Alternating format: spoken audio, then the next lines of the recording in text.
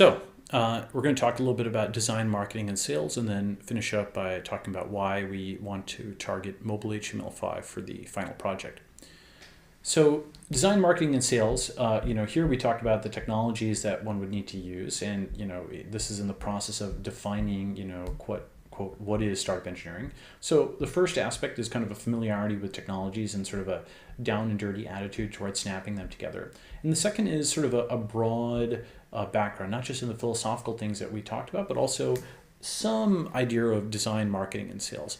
And the idea behind that is, for example, when you walk into an engineering classroom, the lights are on, the room's rent is paid, and you only need to focus on just doing pure engineering. But if you ever try to start a company, what you'll find is all these things that were previously not your responsibility become your responsibility. You have to, for example, take out the garbage and find, where the plumber is, and you have to get food ordered, and you have to unpack boxes and all this type of stuff. And, that's more than just doing it for yourself. You have to do that for the entire company. You're the person who's assembling the furniture.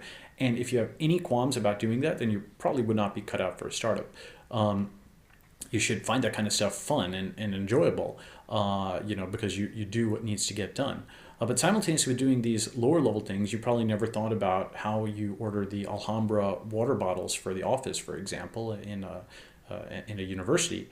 Simultaneously with those, kind of extremely low level details like keeping the power on and the lights on, you have to do the very high level things like going and pitching investors on getting funding and why what you're doing is going to move technology forward. Oh, and by the way, you also need to do the mezzanine layers, like actually implementing the technology and doing the coding, and you have to do that at a greater level of sophistication than you did in any of your classroom assignments. So that's why a startup is hard, is you have to be extremely broad, and you have to be, deep. You have to be you have to know a lot of different things, and you also have to go up and down the stack. And sometimes you'll go from why is the power not on to let me fix this bug to I need to raise this money, and back again all in the same day. And the macro, the meso, and the micro levels all at once. So some versatility here and knowledge of design, marketing, and sales is useful because you're going to be the one who's doing the brochures and doing the initial sales calls.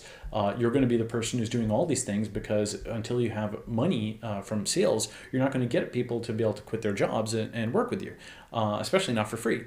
So you start to realize the extent to which all the glossy brochures and stuff, it's you who has to figure out how to do that to at least a 7 on a 10 scale level of quality, to a level that's good enough that a good designer will say, oh, not bad, and then they'll join you and then they'll help you get it to a 10. But if you're doing it at a 2 and you look helpless, then you're not going to be able to recruit the best people. So it is very important to not have the attitude of this is not my area. To instead define oneself not just as an engineer, but as the sort of person who gets things done, whatever that thing may happen to be.